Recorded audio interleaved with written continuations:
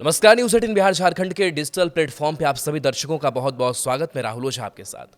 प्रधानमंत्री नरेंद्र मोदी और रूसी राष्ट्रपति व्लादिमीर पुतिन के बीच टेलीफोन पर बातचीत हुई। इस दौरान दोनों नेताओं ने रूस से यूक्रेन युद्ध, आपसी संबंधी और भविष्य की योजनाओं पर चर्चा की।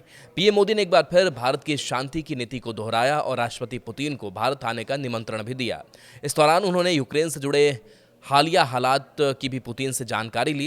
पीएम मोदी ने पुतिन को इस जानकारी के लिए धन्यवाद भी दिया और दोहराया कि भारत हमेशा युद्ध का शांतिपूर्ण समाधान चाहता है। भारत की नीति है कि बातचीत और कूटनीति के जरिए ही किसी भी संघर्ष का हल निकलना चाहिए।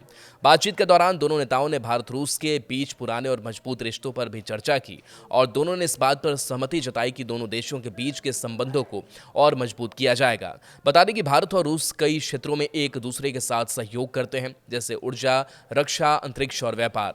इस साझेदारी को आगे बढ़ाने के लिए आने वाले महीनों में और बातचीत की योजना है। पीएम मोदी ने राष्ट्रपति पुतिन को इस साल भारत आने का न्योता भी दिया है।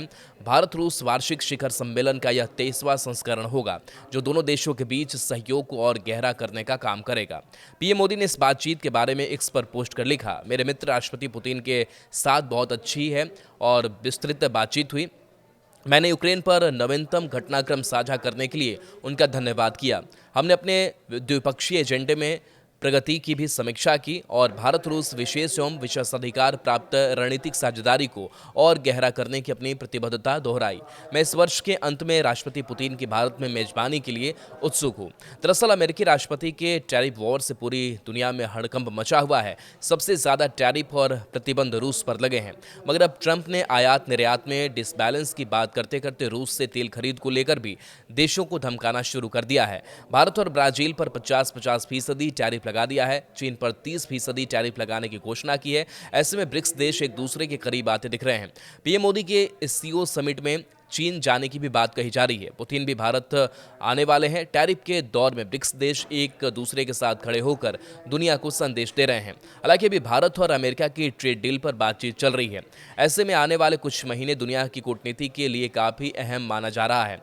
इधर अमेरिका की इकोनॉमी में बड़ी उथल पुथल देखी जा रही है। राष्ट्रपति डोनाल्ड ट्रंप अपने दूसरे कार्यकाल में ताबड़तोड़ फैसले ले रहे हैं, जिसका असर अमेरिका समेत पूरी दुनिया में देखा जा रहा है।